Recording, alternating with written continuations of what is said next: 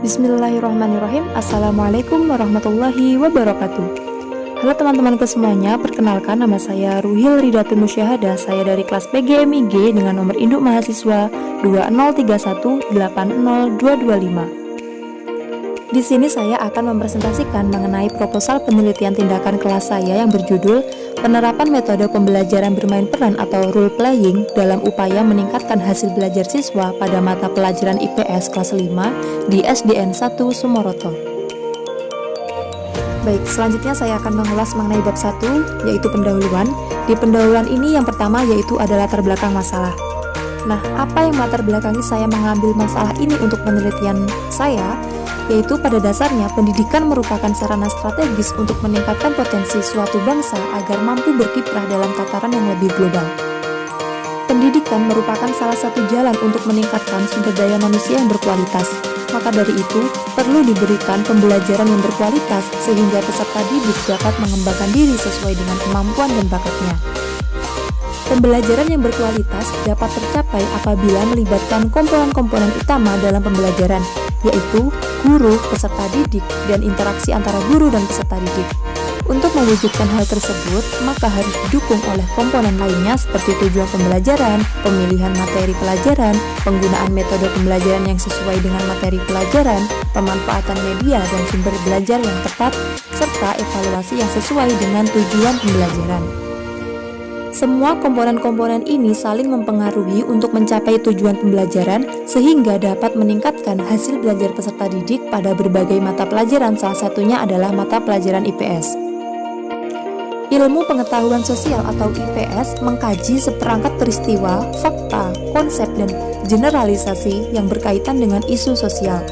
Mata pelajaran IPS memiliki karakteristik ilmu yang erat kaitannya dengan kehidupan manusia, serta membahas tentang bagaimana manusia dapat menjalin hubungan harmonis dengan sesama, lingkungan, dan Tuhan. Keberhasilan pembelajaran tergantung pada keberhasilan guru dalam mengaktifkan siswanya melalui proses belajar mengajar yang ditunjang oleh sarana dan prasarana pendidikan, kurikulum serta metode dan strategi pembelajaran yang tepat.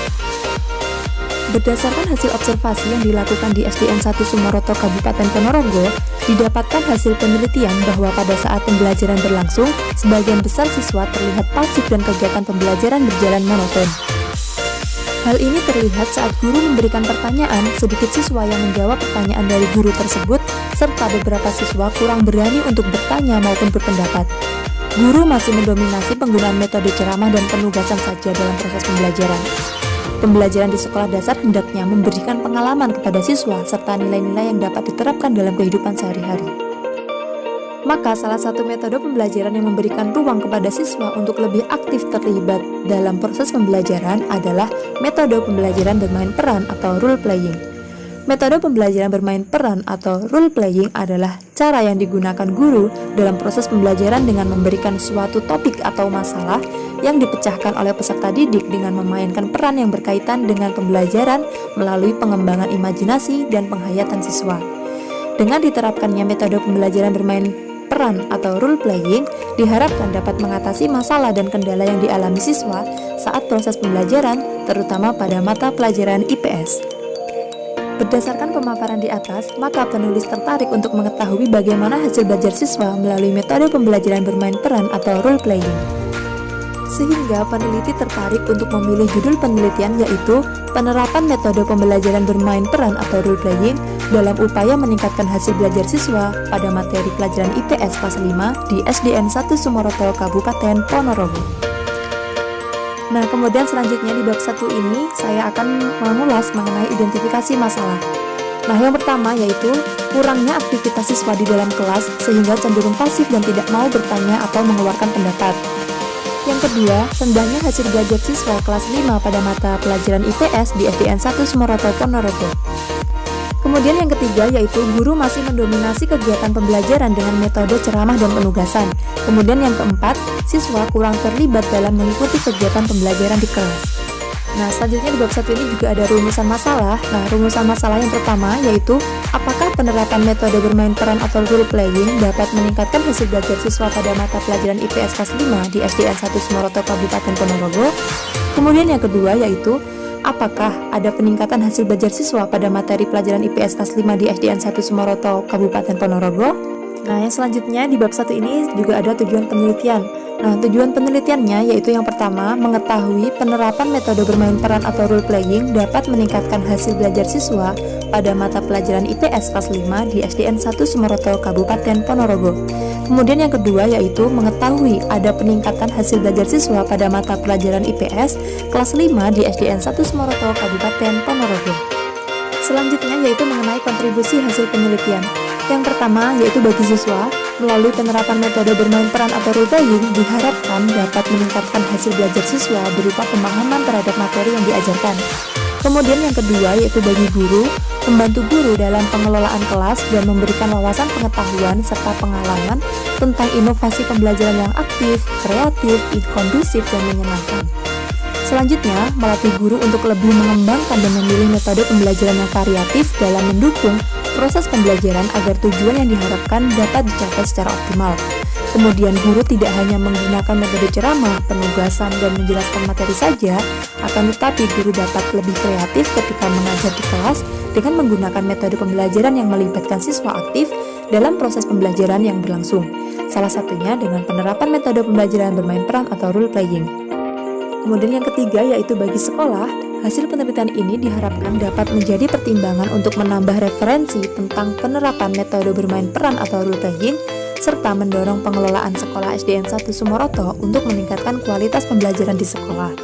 Kemudian yang terakhir yaitu yang keempat, bagi peneliti, hasil penelitian ini diharapkan dapat menambah pengetahuan, pemahaman, pengalaman, serta wawasan tentang penerapan metode bermain peran atau role playing dalam penelitian tindakan kelas. Nah teman-teman, selanjutnya di bab 2 ini yaitu landasan teori. Di landasan teori ini terdapat kajian penelitian yang relevan. Yang pertama yaitu penelitian yang dilakukan oleh Aan Budi Santoso pada tahun 2016 yang berjudul Pengaruh Metode Role Playing pada Mata Pelajaran IPS terhadap Keterampilan Sosial Siswa kelas 5 SD. Hasil penelitiannya menunjukkan bahwa kelompok eksperimen memiliki keterampilan sosial yang lebih baik daripada kelompok kontrol. Dilihat dari indikator keterampilan berkomunikasi, maka persentase dari kelompok kontrol pada indikator bertanya sebesar 52%, diskusi 56%, menyampaikan pendapat 52%, menjawab pertanyaan 48%, pembicaraan singkat, jelas dan mudah dipahami 44%, dan suara terdengar jelas 28%. Sedangkan kelompok eksperimen menunjukkan aktivitas bertanya sebesar 64%, melakukan diskusi 72%, menyampaikan pendapat 76%, menjawab pertanyaan 76%, pembicaraan singkat, jelas dan mudah dipahami 64%, dan suara terdengar jelas sebanyak 60%. Perbedaan penelitian yang dilakukan oleh Aan Budi Santoso dengan penelitian ini adalah dalam penelitian Aan Budi Santoso, variabel terikatnya adalah keterampilan sosial siswa, sedangkan penelitian ini, variabel terikatnya adalah hasil belajar siswa.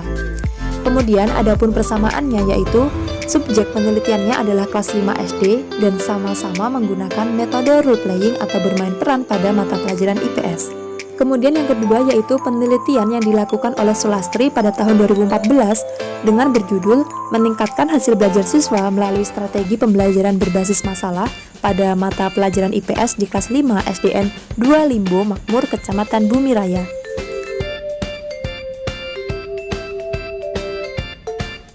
Hasil penelitiannya menunjukkan bahwa ketuntasan belajar siswa pada siklus 1 belum mengacu pada indikator keberhasilan yang telah ditetapkan. Data capaiannya menunjukkan skor rata-rata perolehan siswa sebesar 52,30 dengan ketuntasan belajar klasikal 7,7% atau sebanyak 2 orang siswa saja yang memperoleh nilai 70. Hasil tes siklus 2 menunjukkan peningkatan signifikan atau dengan kata lain, indikator keberhasilan telah berhasil yaitu mencapai rata-rata 73,3 dengan ketuntasan belajar 80,77%, berarti indikator keberhasilan telah tercapai yaitu apabila 75,5% siswa mendapatkan nilai 70. Baik siswa berkemampuan tinggi, sedang maupun kurang, dan dari hasil pengikisan LKS masing-masing kelompok sudah dapat menyelesaikan LKS dengan baik, yaitu rata-rata yang diperoleh mencapai 82,22 dengan ketuntasan belajar 100%, yaitu sebanyak 24 orang siswa sudah mencapai indikator keberhasilan. Nah, persamaan penelitian ini dengan penelitian yang dilakukan Sulastri adalah variabel terikat atau yang diteliti sama, yaitu hasil belajar siswa. Perbedaannya adalah penelitian yang terdahulu menggunakan strategi pembelajaran berbasis masalah, sedangkan penelitian ini menerapkan metode pembelajaran bermain peran atau role playing. Kemudian yang ketiga yaitu penelitian yang dilakukan oleh Faridatul Zuhriyah pada tahun 2018 yang berjudul Penerapan Role Playing pada Materi Jual Beli IPS Kelas 3 untuk meningkatkan pemahaman siswa di SDN Gedang 2. Hasil penelitiannya menunjukkan bahwa pada siklus 1, siklus 2, dan siklus 3 yang telah dilakukan dapat disimpulkan bahwa metode bermain peran atau role playing dapat meningkatkan pemahaman siswa pada konsep kegiatan jual beli pada mata pelajaran IPS kelas 3 SDN Gedang 2 Porong. Selain itu, penerapan metode role playing juga dapat meningkatkan kualitas proses pembelajaran IPS khususnya pada materi kegiatan jual beli. Meningkatnya pemahaman siswa tersebut dibuktikan dengan meningkatnya rata-rata kelas dan ketuntasan yang dicapai siswa pada setiap siklusnya. Persamaan penelitian ini dengan penelitian yang dilakukan oleh Faridatu adalah sama-sama menggunakan metode bermain peran atau role playing. Perbedaannya adalah penelitian ini variabel terikatnya adalah hasil belajar, sedangkan penelitian yang dilakukan oleh Faridatu variabel terikatnya adalah pemahaman siswa. Nah, selanjutnya yaitu mengenai kajian teori. Yang pertama yaitu aktivitas belajar. Kunandar mengemukakan bahwa aktivitas belajar adalah keterlibatan siswa dalam bentuk sikap, pikiran, perhatian, dan aktivitas dalam kegiatan pembelajaran guna menunjang keberhasilan proses belajar mengajar dan memperoleh manfaat dari kegiatan tersebut. Devri mendefinisikan aktivitas belajar sebagai segala kegiatan yang dilakukan dalam proses interaksi antara guru dan siswa dalam rangka mencapai tujuan belajar. Keaktifan siswa selama proses belajar mengajar merupakan salah satu indikator adanya keinginan atau motivasi siswa untuk belajar. Maka dapat disimpulkan bahwa aktivitas belajar adalah suatu kegiatan atau tindakan baik fisik dan mental yang diwujudkan dalam bentuk perbuatan untuk menunjang keberhasilan dalam proses pembelajaran. Ketika anak berbuat otomatis ia berpikir, oleh karena itu guru harus memberikan kesempatan kepada siswa untuk berbuat sendiri sehingga aktivitas pembelajaran akan berjalan secara optimal. Selanjutnya yaitu mengenai hasil belajar. Hasil belajar adalah perubahan-perubahan yang terjadi pada diri siswa baik yang menyangkut aspek kognitif, afektif, dan psikomotorik sebagai hasil dari kegiatan belajar. Bloom membagi hasil belajar dalam 3 ranah, yaitu ranah kognitif, ranah afektif, dan ranah psikomotorik. Menurut Ahmad Susanto, hasil belajar siswa dipengaruhi oleh 2 hal, yaitu siswa dan lingkungan. Yang pertama yaitu siswa, dalam arti kemampuan berpikir atau tingkah laku intelektual, motivasi, minat, dan kesiapan siswa baik jasmani maupun rohani. Kemudian yang kedua yaitu lingkungan, yang termasuk dalam lingkungan antara lain sarana dan prasarana, kompetensi guru, kreativitas guru, sumber belajar, metode, serta dukungan lingkungan keluarga dan lingkungan sekitar. Selanjutnya yaitu mengenai metode pembelajaran bermain peran atau role playing. Yang pertama, pengertian metode pembelajaran bermain peran. Metode pembelajaran adalah cara-cara atau teknik penyajian bahan pelajaran yang akan digunakan oleh guru pada saat menyajikan bahan pelajaran baik secara individual maupun kelompok. Banyak sekali macam-macam metode pembelajaran, di antaranya yaitu metode diskusi, demonstrasi, problem solving, discovery learning, inquiry, audiolingual method, dan lain sebagainya. Dari banyaknya macam-macam metode pembelajaran, ada salah satu metode pembelajaran yang menarik untuk dibahas, yaitu metode bermain peran atau role playing. Metode bermain peran adalah metode pembelajaran yang melibatkan interaksi antara 2 siswa atau lebih tentang suatu topik atau situasi. Siswa melakukan peran masing-masing sesuai dengan tokoh yang diperankan dan berinteraksi melakukan sebuah peranan. Metode role playing biasa dilakukan secara berkelompok walaupun setiap individu memiliki peran masing-masing. Dalam pelaksanaannya, metode role playing menekankan pada keaktifan siswa dalam pembelajaran dan menghayati peran yang didapat dalam proses pembelajaran IPS. Maka dapat disimpulkan bahwa metode pembelajaran bermain peran atau role playing adalah cara yang digunakan guru dalam proses pembelajaran dengan memberikan suatu topik atau masalah yang dipecahkan oleh peserta didik dengan memainkan peran yang berkaitan dengan pembelajaran melalui pengembangan imajinasi dan penghayatan siswa. Permainan ini pada umumnya dimainkan oleh lebih dari 1 orang dan bergantung kepada apa yang diperankannya. Metode ini kadang-kadang disebut dengan dramatisasi. Yang kedua, tujuan penerapan metode pembelajaran bermain peran. yaitu yang pertama, melatih keterampilan tertentu baik bersifat profesional maupun bagi kehidupan sehari-hari. Yang kedua, memperoleh pemahaman tentang suatu konsep atau prinsip. Yang ketiga, melatih memecahkan masalah. Yang keempat, meningkatkan keaktifan belajar siswa. Yang kelima, memberikan motivasi belajar kepada siswa. Yang keenam, melatih siswa untuk mengadakan kerjasama dalam situasi kelompok. Yang ketujuh, menumbuhkan daya kreatif siswa. Yang kedelapan, melatih peserta didik untuk memahami dan menghargai pendapat serta peranan orang lain. Yang ketiga yaitu kelebihan dan kelemahan metode bermain peran. Oke, yang pertama yaitu tentang kelebihannya terlebih dahulu ya, yaitu dapat memberikan kesan pembelajaran yang kuat dan tahan lama dalam ingatan siswa. Kemudian bisa menjadi pengalaman belajar menyenangkan yang sulit dilupakan. Kemudian membuat suasana kelas menjadi lebih dinamis dan antusiastis.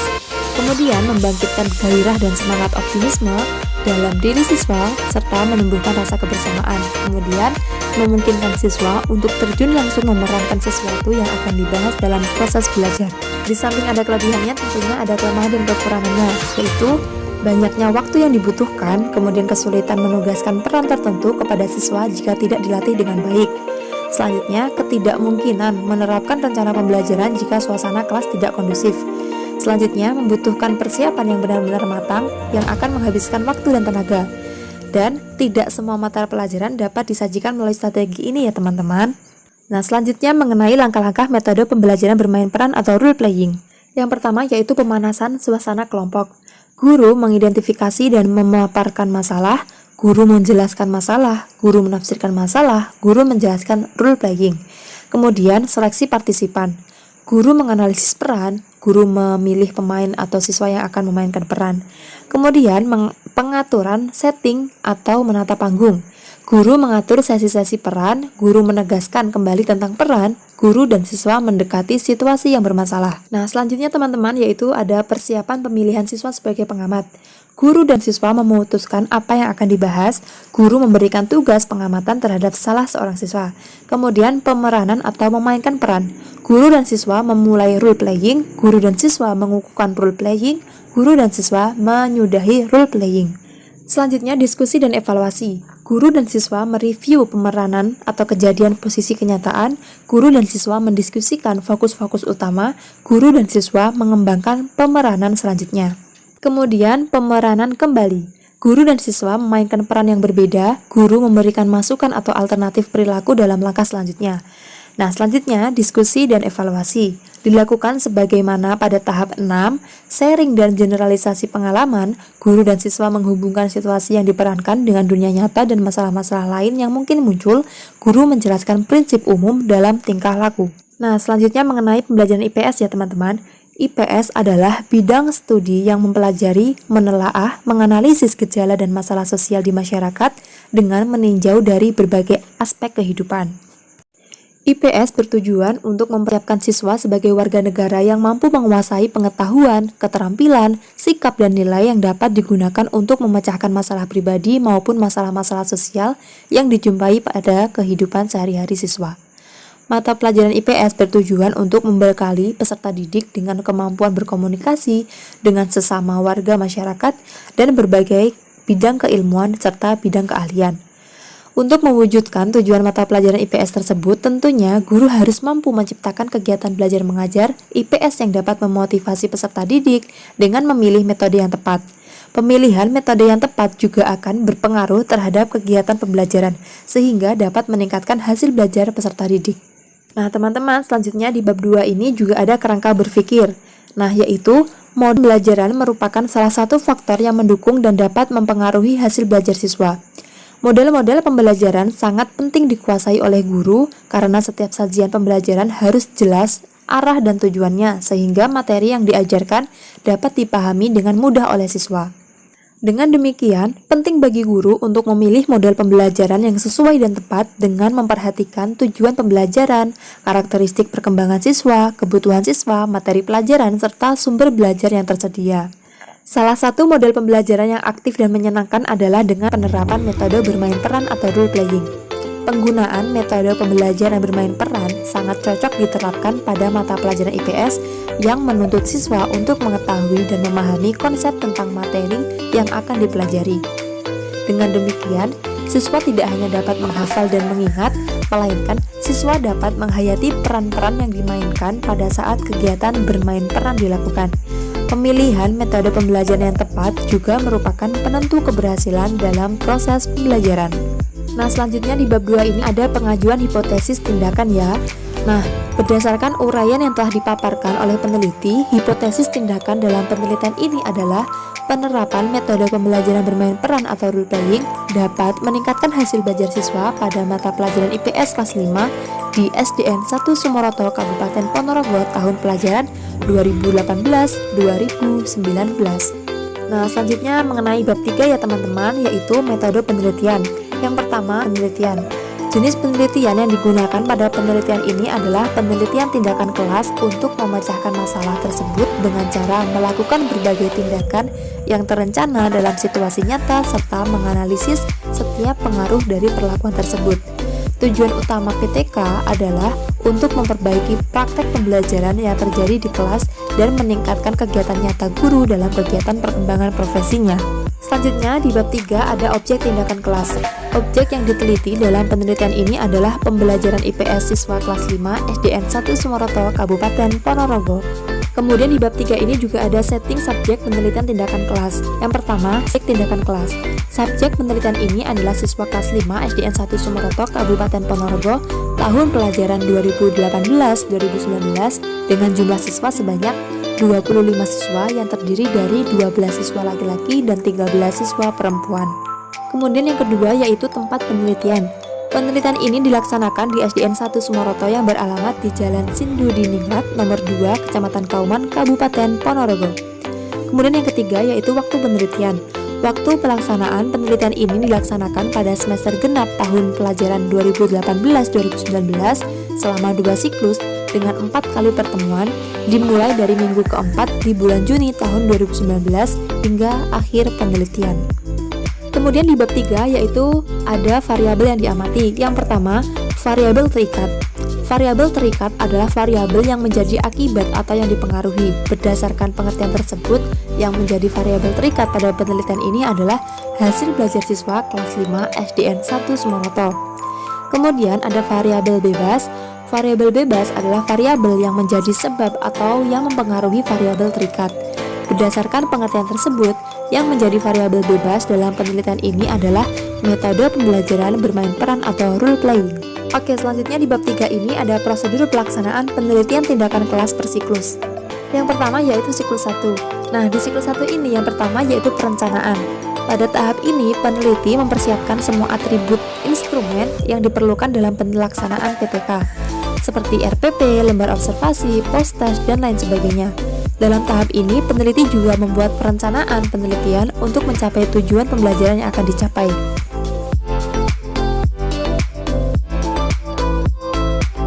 Adapun langkah-langkah dalam perencanaan adalah sebagai berikut. 1. Menyusun prosedur penelitian yang akan dilakukan. 2. Menentukan dan menetapkan kelas yang akan dijadikan subjek penelitian tindakan kelas. 3. Melakukan diskusi dengan kolaborator terkait metode pembelajaran yang akan digunakan, yaitu metode pembelajaran bermain peran atau role playing. 4. Menganalisis silabus untuk mengetahui standar kompetensi dan kompetensi dasar yang akan dicapai. 5. Membuat dan menyusun RPP yang di dalamnya menggunakan metode pembelajaran bermain peran atau role playing.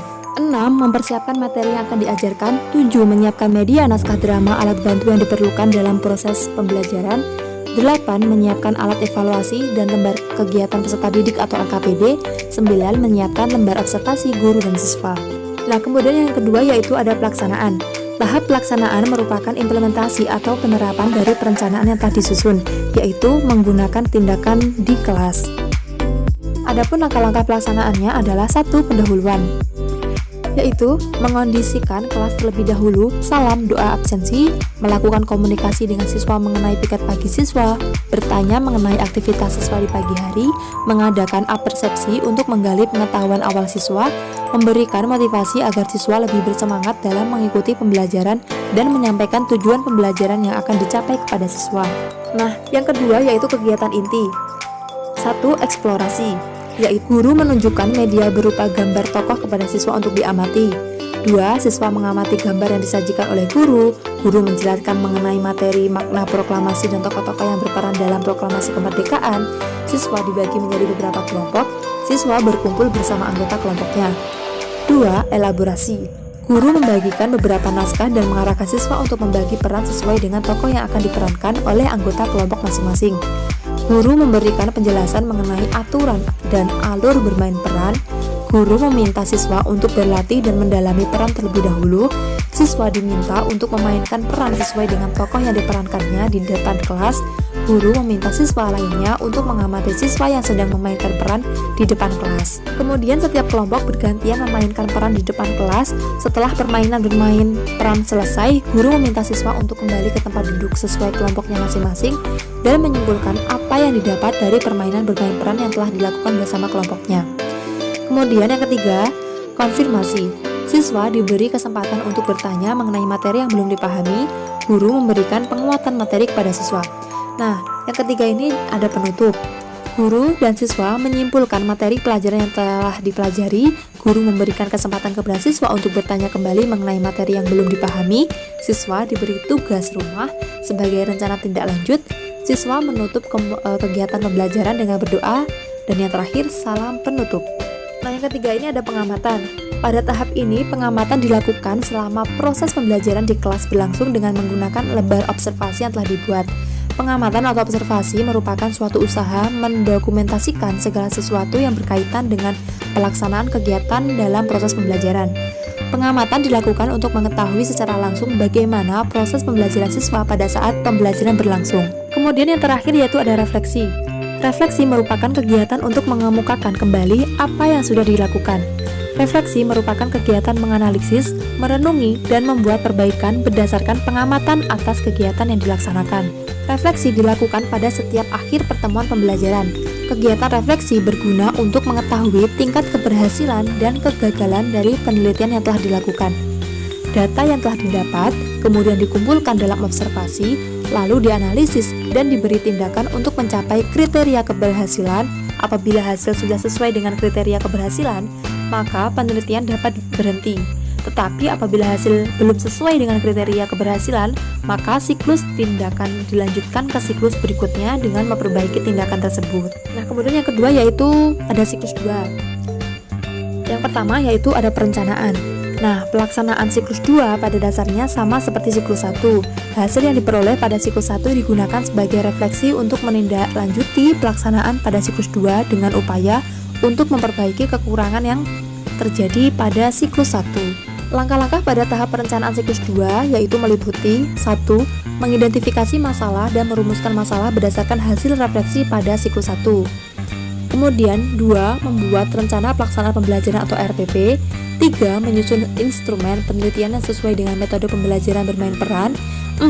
Guru menyiapkan hadiah sebagai tanda apresiasi pada kelompok yang memainkan perannya dengan baik dan maksimal. Kemudian 2 yaitu ada pelaksanaan. Guru melaksanakan pembelajaran sesuai dengan RPP yang telah disiapkan peneliti dan revisi bersama kolaborator berdasarkan evaluasi pada siklus 1. Tindakan pada siklus 2 ini adalah penyempurnaan tindakan pada siklus 1. Peneliti melaksanakan pembelajaran berdasarkan hasil refleksi pada siklus 1. Kegiatan yang dilaksanakan pada tahap ini meliputi 1. Pendahuluan, yaitu mengondisikan kelas dalam suasana belajar, salam doa absensi, melakukan komunikasi dengan siswa mengenai piket pagi siswa, bertanya mengenai aktivitas siswa di pagi hari, menyampaikan standar kompetensi dasar, indikator, dan tujuan pembelajaran yang akan dicapai, kemudian mengadakan apersepsi untuk menggali pengetahuan awal siswa, dan selanjutnya memberikan motivasi agar siswa lebih bersemangat dalam mengikuti pembelajaran dan menyampaikan tujuan pembelajaran yang akan dicapai kepada siswa. Nah, oke teman-teman, selanjutnya yaitu pada kegiatan inti ini sama seperti siklus 1, ada eksplorasi, elaborasi, konfirmasi, dan penutup. Akan tetapi, di sini ada beberapa poin yang dirubah, diganti, dan diperbarui agar tujuan pembelajaran dapat dicapai secara maksimal.